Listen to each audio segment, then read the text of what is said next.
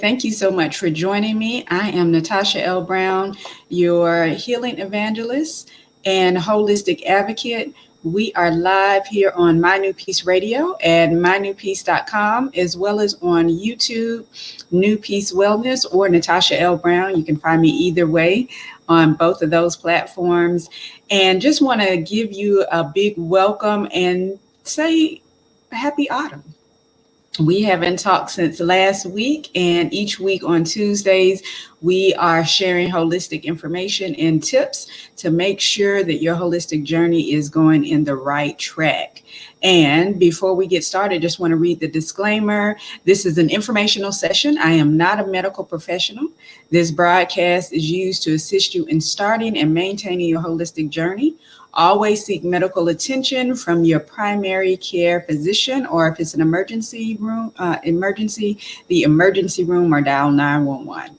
So as a healing evangelist and holistic advocate, I work majority of the time with women, educating them on how to reverse dis-ease in the body and to make sure that they're utilizing this body as a self-healing machine the way God created it to be so. I am the author of 4 books, my last book being the Now Proverbs 31 Woman, and you can find those books on natashalbrown.com. And you can go ahead and purchase those books there. And again, we are also live on YouTube this week. Last week, we were live in the women's group on Facebook, Selflessly Selfish. So this week, we are only on NewPeace Radio and YouTube. So if you are watching us on YouTube, don't forget to click the subscribe button as well as the bell so you'll get notifications when we go live. And what are we dealing with this week? This week, we are dealing with resiliency. Are you resilient? Do you know how to flex your resiliency muscle? And it's not the physical muscle.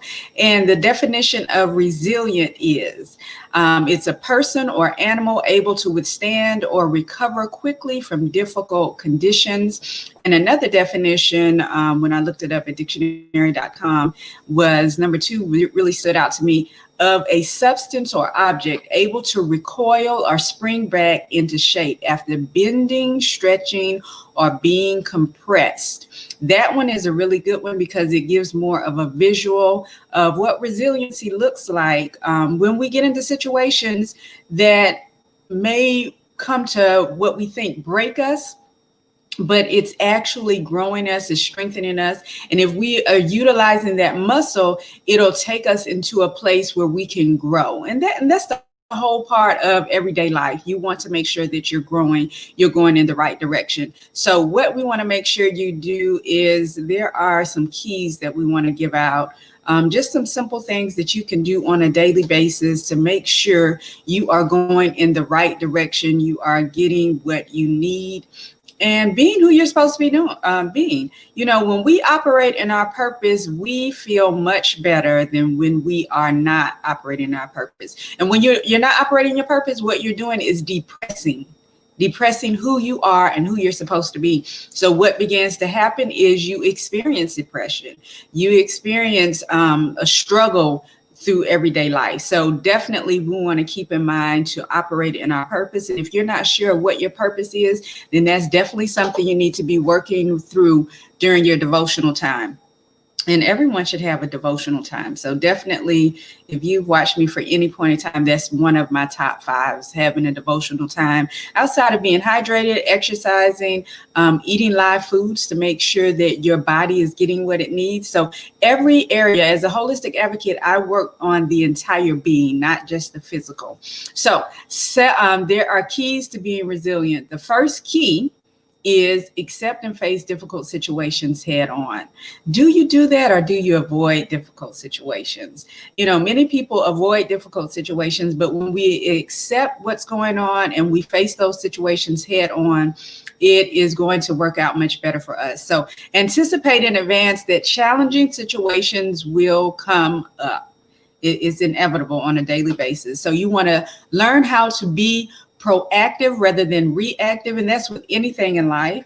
And plan on how you'll handle challenges. Not sit around and think of things that could go wrong, but be aware that things will go wrong. And what are you willing to do in order to make sure that you can still go through and complete the goal, accomplish whatever the goal is. So sometimes you need to have a plan B in what you're doing so that you can stick to what the main goal is. So number one, accept and face difficult situations head on. Number two, believe in your own inner strength. We are stronger than we give ourselves credit for, which in turn will, if we would just go ahead and work in our strength, we can get more things done. We don't spend as much time with self-doubt and self-criticism. We can move forward the way we're supposed to. So take time to remind yourself, not wait for someone else, but remind yourself of past successes in other challenging areas of your life. If you just sat down and thought about even not just the past 24, 48 hours, the past year, what have you overcome? What have you come through? What have you been successful in? Those are things that you want to make sure you are keeping in mind and remembering.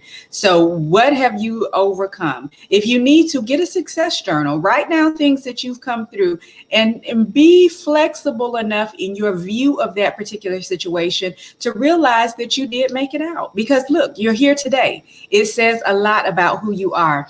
Identify your strengths and use those strengths in current situations. They will help you get through your current situations. Sometimes we get through situation after situation in survival mode. We've never picked up any skills, and it's almost like a cycle. We're continuously repeating that thing. So acknowledge what you've learned. That's what the success journal is for. Acknowledge what you learned, write it down, and then as you get into difficult situations, it will come back to you, or you can just open up the journal and read how you got through that particular situation. So don't self-doubt. Remind yourself of how strong you are. Remind yourself of how God brought you out of that last situation. And remind yourself of the directions that God gave you to get out of that situation. So return to those situations in the success journal as a motivation. And it is a success. Each day we get through a situation. Each day we do something as far as building up that resiliency muscle is something worth journaling. So number one was accept and face difficult situations head on. Number two is believe in your own inner strength. Number three is reframe your thinking. So one main thing, and I love affirmations. I'm working on a book of affirmations. Affirm setbacks are temporary, not permanent.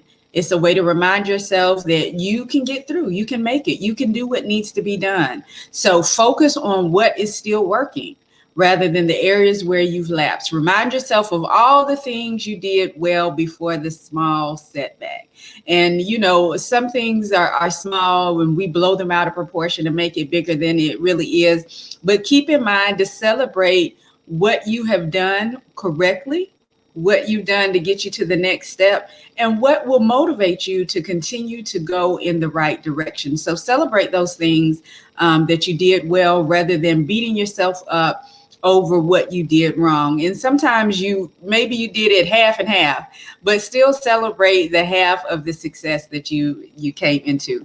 That's where that success journal comes into. Number one, accept and face difficult situations head on. Number two, believe in your own inner strength. And number three, you want to reframe your thinking. Number four, talk back to that inner critic. So what is the inner critic saying? And again, sometimes we're so hard on ourselves, it is unnecessary. So talk back to your critic. Despite a difficult week or this difficult day or a difficult goal, it doesn't mean you're a failure. It only means that you have had a difficult week, a difficult day, or you've struggled through a particular goal. But did you get through it? Again, you're here today, so you did, right? So you have the opportunity to do better in the upcoming week, upcoming day, and upcoming situation or goal. So keep in mind, again, that's what journaling would do for you. Keep in mind what you did to get through that particular situation and how you got out of the situation. If you were having some difficulties, what direction? God is always whispering to us and guiding us. So what is it that we learned? Are we willing to write it down? Are we willing to remember? Because we're going to encounter someone that may go through that same particular situation. Are we able to encourage them to do what it will take to get them out of the situation? That was number 4. So number 1, accept and face difficult situations head on. Number 2, believe in your own inner strengths. Number 3, reframe your thinking. Number 4, talk back to that inner critic. Number 5, try to learn from your setbacks. We're not going to try, we're going to just learn from our setbacks. That's why we have that success journal, right? Mistakes and slip-ups aren't failures. They are learning experiences. So we never lose, we learn, right? So we're either learning or we are winning. So gather data to help you move forward in the future and avoid similar situations. And sometimes we repeat things because, again, we haven't found out what we learned out of the situation, or we're not trying to learn anything. We're just stuck in survival mode. Treat those particular wins as learning opportunities. And again, make sure that if you're mentoring someone, then that is a good way to assist them in the learning curve, right? That's the whole point of mentoring, that the person doesn't have to go through exactly what you went through in order to learn what they're supposed to learn. So number 5, try to learn from your setbacks. So number 1, accept and face difficult situations head on. Number 2, believe in your own inner strengths. Number 3, reframe your thinking. Number 4, talk back to that inner critic. And number 5, we're going to journal in our success journal so that we can learn from our setbacks and not allow them to keep us frozen in time. Because that resiliency, remember, we're like that core, the spring that we are springing back. We are flexible enough to continue to bend, to continue to do what it takes and not break. Number 6 is our final one. Find a cheerleader. Right? Children who grow up to be resilient and highly successful adults report there was one person in their life who never stopped believing in them. And those people are called charismatic adults. You know, you have children in your life, and not just your own children. Who are you encouraging? Whether it's a child or an adult, are you encouraging someone to be successful, to move forward, and to do what it takes in order to survive? If you're just joining us, I'm Natasha L Brown, healing evangelist and holistic advocate, and I am your host of NewPeace Radio. You can join us weekly on Tuesdays by going to mynewpeace.com, or on YouTube. We are live as well. You can find me as Natasha L Brown or NewPeace Wellness. And definitely we are talking about, are you resilient? So I've given 5 steps. We're on number 6 now. Find a cheerleader. So those children that had a supportive adult, and it only took one person, they have become resilient, and they are more successful than those that did not have a cheerleader. So those, you know, a cheerleader can point out the good things, they motivate you to move forward, and they encourage you to do what it takes to be your best. So when it comes to completing a goal, having just one supportive, significant person in your life is essential. In any of my major goals, my last degree, what I had to do is get me an accountability partner. Just the fact of knowing that she would call and check up on me, or the fact that if I was having a hard time, I can talk it through with her.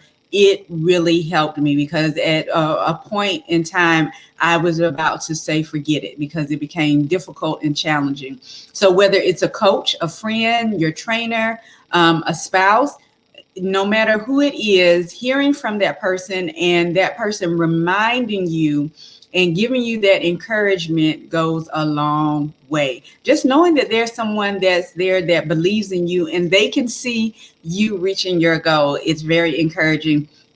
So this will help you in achieving your goals and strengthening that resiliency muscle. It'll get you going in the right direction. So again, the definition of resilient for a person or an animal: which is able to withstand or recover quickly from difficult conditions. And the second one that I found, which was really encouraging, is a substance or object able to recoil or spring back into shape after bending, stretching, or being compressed. And sometimes, we go through situations we don't necessarily want to go back to who we were, but we don't want to be so broken that we can't move forward and grow into who we're supposed to be.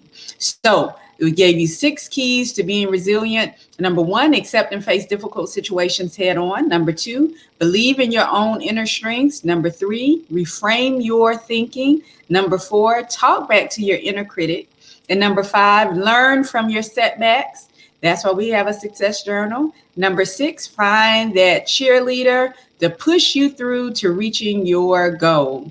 And so these are things that you want to do on a daily basis until you get that resiliency muscle strengthened and you can encourage someone else. And as you encourage someone else, you're still strengthening your resiliency muscle. So keep those things in mind. And again, you have been listening to My NewPeace Radio. I'm your host, Natasha L Brown, and we are here each Tuesday. And we are also live on YouTube if you don't catch us on mynewpeace.com. And what I want you to remember, and I want you to know, that I love you and that self-love, self-compassion, and self-care are your superpowers.